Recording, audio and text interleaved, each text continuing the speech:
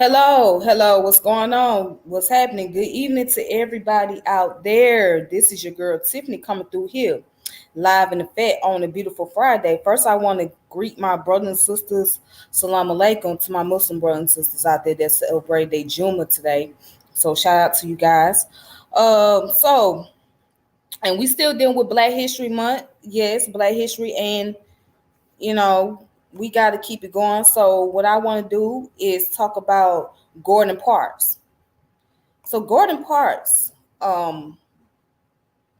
was a very prominent guy during the 50s and the 60s and 70s throughout his years. And he was known as a great photographer.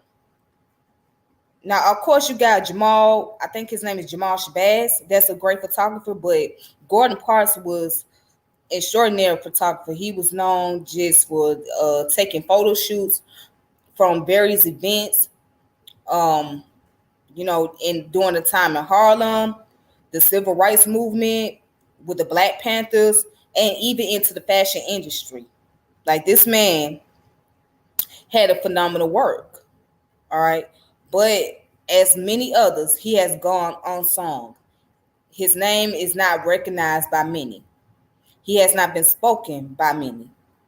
So today I want to get into the historical events or look at the historical information behind Gordon Parks. And I want to talk about one of his books that he written, which became a movie in the 60s. So I want to say shout out to the chat. Peace to the chat. Peace, Brother Umi. Make sure you guys subscribe to this channel, hit the notification bell, share this channel, share this video, share all the great content on here. All right. So let's go ahead and get started.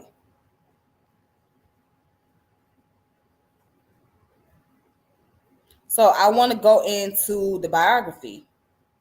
As you can see, I am on the website, which is called GordonParksFoundation.org, right?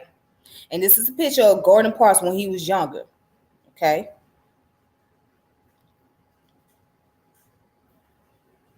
All right, so it says here, according to the website,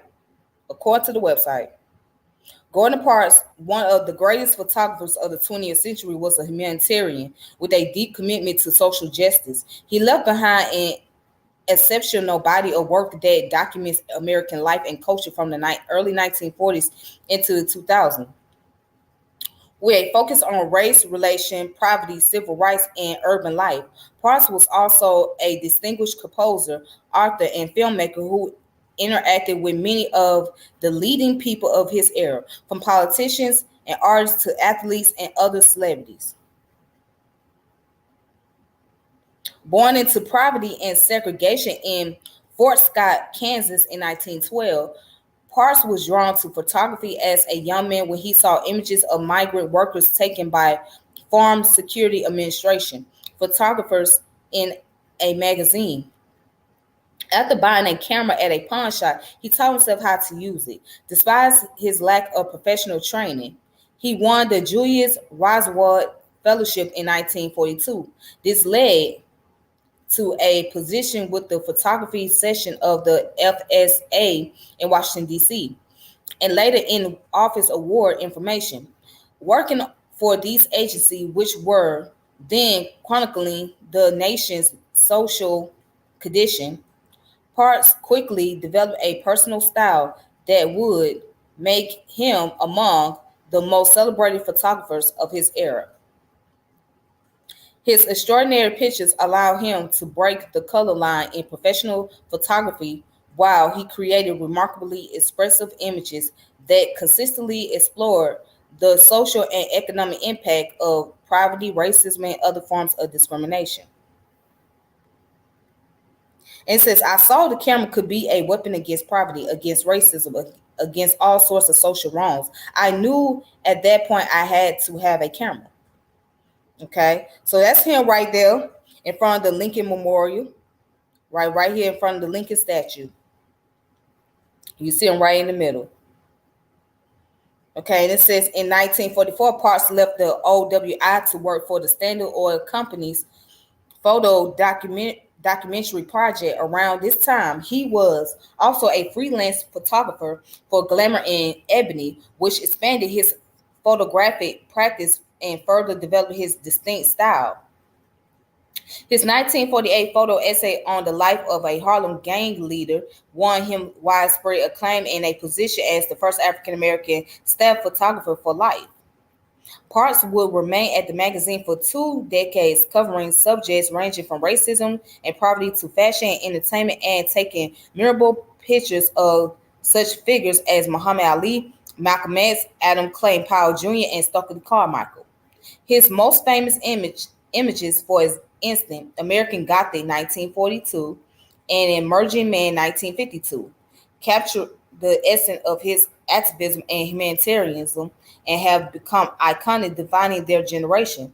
They also helped rally support for the burgeoning civil rights movement, for which Parks himself was a tireless advocate as well as a documentarian. All right, so again, that's another photo of him.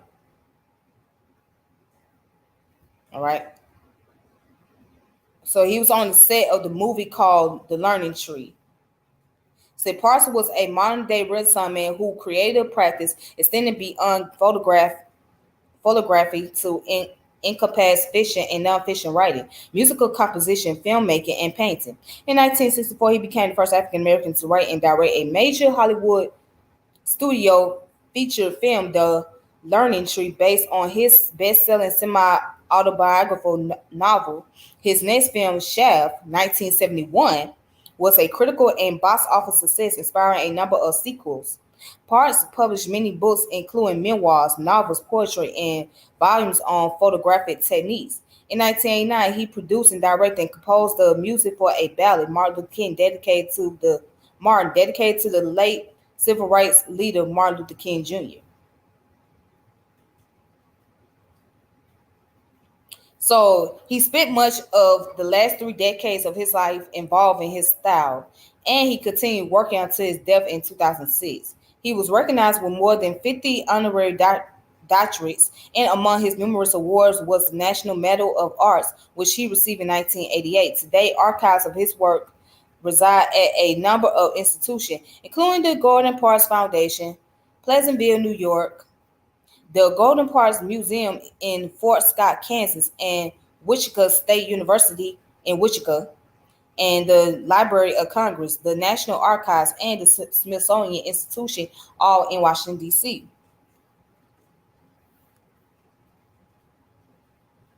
Parks' work in the permanent collection of major museums, among them the Art Institute of Chicago, the Baltimore Museum of Art, the Cincinnati Art Museum, the Detroit Institute of Arts, the International Center of Photography, the Metropolitan Museum of Art, and the Museum of Modern Arts, all in New York. All right, so let me go ahead and skip further down. And it says, in recent years, Parks has been the subject of a number of solo exposition, all accompanied by illustrated publication organized by the Gordon Parks Foundation with other institutions. These include Gordon Parks, the Atmosphere of Crime, Museum of Modern Art 2020, Gordon Parks X Muhammad Ali, Nelson Atkins Museum of Art, Gordon Parks, the Fablalo Story Instituto Morera Sales, Sao Paulo, Gordon Parks, The New Tide, early work from 1940 to 1950. So, all right. And it's a lot more. Okay.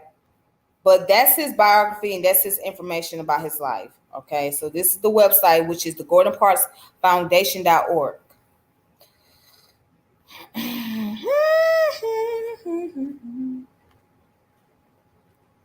Okay. So I want to show you guys a couple of photos that he has done.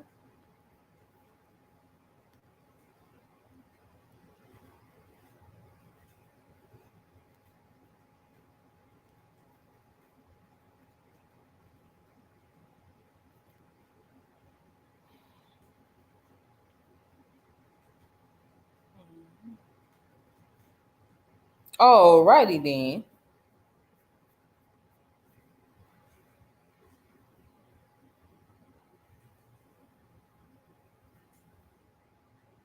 Okay, right here it says Harlem in furs, race and fashion in the photography of golden parts. Okay.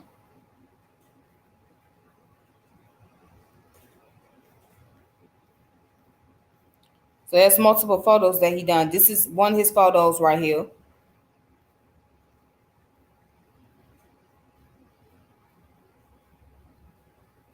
And this is another one, his photo. Okay. And that's another one. Fashion in New York. Okay. And this is when they did the doll test.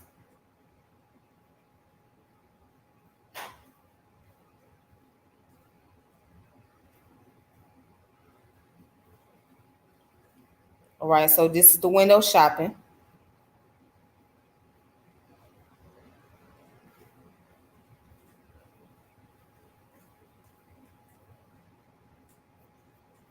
Okay, so that's all the information. This is come from Harlem in furs, race and fashion in the photography of Gordon Parks.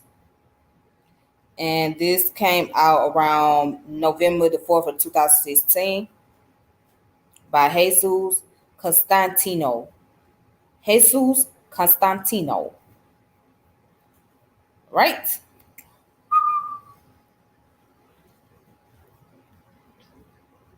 All right, so I want to talk about the book, which became a movie. So the book that I have about Gordon Park obviously is a semi-autobiography. And so I posted this book up the other day, right here. It's called The Learning Tree: How It Feels to Be Black in the White Man's World. So this is the book that he read. Okay. And let's look at the information about The Learning Tree. And he produced the movie, he directed it, and he written it.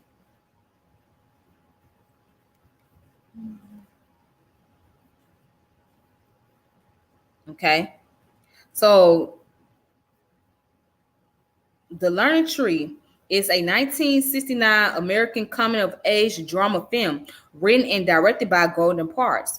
It depicts the life of Newt Winger, a teenager growing up in Cherokee Flats, Kansas in 1920s, and chronicles his journey into manhood marked with tragic events. Based on Parks' 1963 semi-autobiographical novel of the same name, The Learning Tree was the first film directed by an African American person for a major American film studio, in this case, Warner Bros. Seven Arts. Okay, so in 1989, The Learning Tree was one of the first 25 films selected by the Library of Congress for preservation in the United States National Film Registry for being culturally, historically, and aesthetically significant. Right.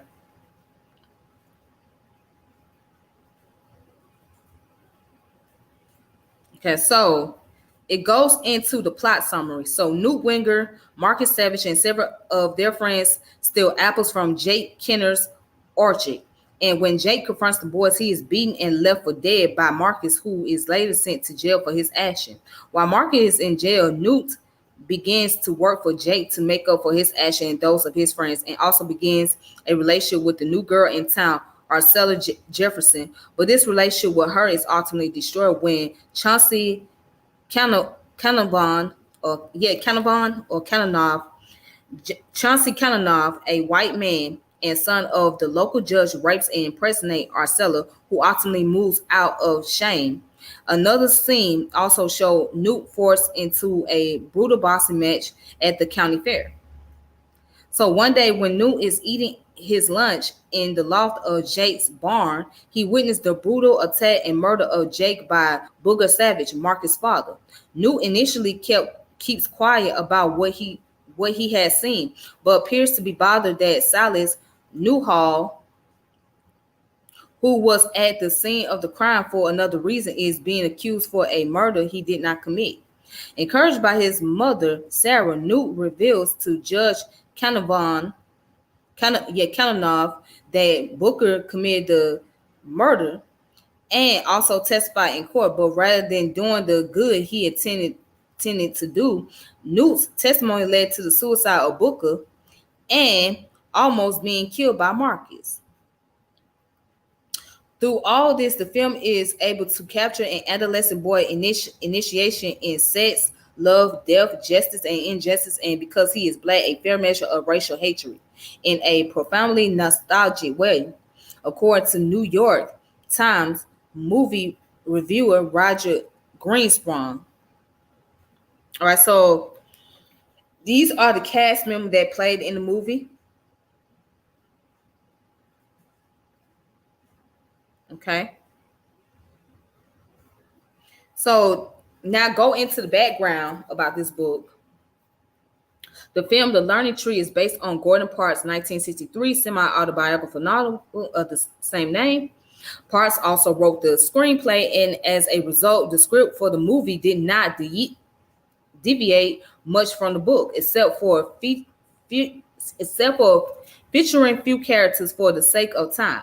In addition to being the screenwriter, he was also director, producer, and music composer. Assisting him in directing were Jack Alderworth and Fred Giles. Also working with Parks was James Linden as associate producer and Burnett Goffey as cinematographer. These men tried to include as many black technicians as possible for the film. Parks personally chose Kyle Johnson to play the character of Newt after a brief meeting with him in a Beverly Hills hotel. However, during the meeting, he gave no inclination that he wanted to cast Johnson, but Johnson kept getting called in from screen tests. After the fourth screen test, he found out that he had already been hired, and the screen tests were meant to gag the abilities of other actors, not him. Not surprisingly, Johnson characterized the audition process as not normal. According to Turner Classic Movies, the original name of the film was Learn, Baby Learn, before it was changed to its current name. The current title appears to be taken from a line in the film, one that Sarah Winger tells her son Newt, "Let Cherokee Flats be your learning tree." In context, the title of the film appears to signify that no matter where Newt lives in life, the lessons he learned in Cherokee Flats would guide his action. All right. Okay, so it gives the location where the film was shot at. It was shot in Fort Scott, Kansas. Okay, in the fall of 1968. All right.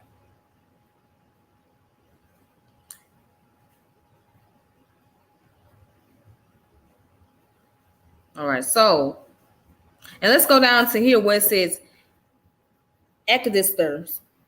In 1879, many African Americans migrated to Kansas. They became known as the Exodusters. Among those who traveled were the ancestors of Gordon Parks. His father, Andrew Jackson Parks, was a tenant farmer in Kansas. Given that Gordon Parks was born in Fort Scott, Kansas in 1912, he was the issue of the second generation of Exodusters. His ancestral background played a role in choosing Fort Scott as the family location, the learning tree. The Exodusters earned their name after nearly 6,000 African Americans migrated to Kansas after the emancipation. The Exodus was proponent by the 1879 Wyndham Resolution that encouraged African Americans to leave the southern states,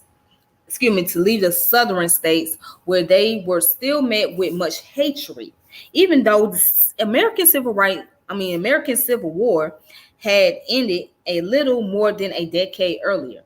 Kansas promised a fresh start for the those who had exit from the South and came up to the Midwest. Okay, let's put it like that. And what else it says? Who wanted to begin a new life in a new land away from the Southerners who had once enslaved them. All right. So they exit from the South. Basically, that was the early form of migration period, right?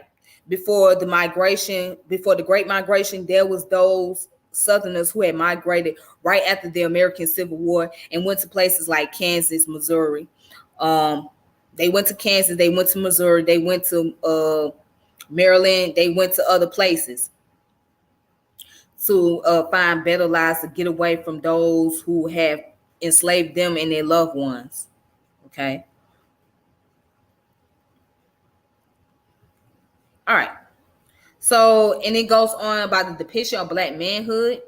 So, the Learning Tree juxtaposed the lives of Newt Winger and Marcus Savage, two former friends that are trying to find themselves in a white-dominated Midwestern society. Though these two young men have different personality and different goals, and like both characters represent two examples of Black manhood. Okay. So it says Newt is a young man who tries to adhere to morals, although upset by the racial injustice of the day. When adversity occurs, he always acts with dignity. When he and his friends steal from Jake Kenner, he attempts to make amends by working for him pro bono.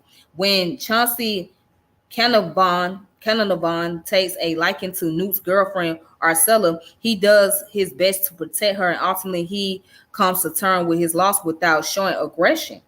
He tells the truth in the Kenner murder trial, even though it exposes Booker Savage as the killer, and the African Americans are subsequently shown in an unfavorable light. Newt's determination to act morally shows that he is trying to feel empowered by doing the right thing. His desire to pursue a college education is, according to scholar Azad Nadardi, a healthy way in which Black males may feel empowered. All right. So, on contrary, Marcus is a young man who is also upset by the racial injustice of the day, but retaliates with violence. His rocky relationship with his father, Booker, does not help his psyche and predisposes him to violence. Nadardi suggests that the boys who are a victim of patriarchy often becomes the worldview of patriarchy and unconsciously embodying the abusiveness that they recognize as evil. In the case of Marcus, he begins to embody violence, specifically when he beats Kenner and attempts to murder Newt for sending both him and his father to jail. According to Nahari, violence is one way that underprivileged Black males find themselves. Okay. All right. So that's that information. Okay, that's that information. All right, so that's all I have for today. So based on what I'm reading so far is that basically you have a story of two young African American males, right, that have two different motives and two different personalities. But what they both got in common is both of them deal with racial injustice. However, one thought that he was doing the right thing by basically going to law enforcement and telling them what was going on and what happened to an individual that was killed, right? And the other one just retaliates in violence against racial injustice. So one tries to be more peaceful and try to be more focused, and the other one is trying to be more. He's more like he's more vulgar and he's more angry. So you got two young Black males that's dealing with racial injustice, but both come from two different type of environment and have two different upbringing. Let's go. I think you should take some journalism classes. You already have journalism in your heart. You would be a great judge. Find some classes that's easy. You know what? That's funny that you said that, Brother Love. I wanted to get into journalism at one point of time, but I had changed my major. You know, it was no longer a passion that I wanted to do. You know what I'm saying? Because I was into sociology. So at that time, sociology was the main thing. I mean, even though, you know, sociology and journalism can work together because, you know, journalism can deal with sociology, of course. But it was something that I wanted to do as a passion, but I had lost interest in it.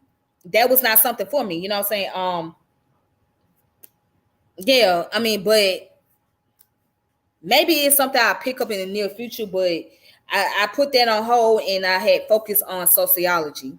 So yeah, sociology became my main thing that I wanted to study into as far as learning about society and people is concerned. So that was my whole goal. Yeah. But at one time I did want to do journalism. And the reason why, because I'm a person that likes to write. I'm a writer. I used to love writing. So, you know what I'm saying? And I wanted to write stuff and I wanted to do things, but I went through the whole phase of writer block. And anybody don't know what a writer block is, that means you ran out of thoughts to write about and you don't know what to say at that moment. So, and that's no fun going through a writer's block, because once you go through that, it'll take a long time for you to pick back up. And so, yeah, I would have to go back and pick up that passion of doing journalism. All right. But I'm just taking one baby step at a time. Eventually, it might be something that I might pick up in the near future, but just not right now. Not right now. All right, then. So, with that being said, that's all I have for today. That's all I have for the evening. Thank you guys for tuning in. For those of you that have been watching, and also make sure you subscribe to my channel, hit the notification bell, and also share these videos and check out my other video contents out there. And then I will come back later on because I want to discuss another topic, okay, that's outside of this. So I'm gonna come back later on and have an open discussion. All right. I don't know what time I'm going to be doing that, but be on the lookout. All right. Until then, it's your girl Tiffany. Once again, I'm logging off and I'm saying peace. All right.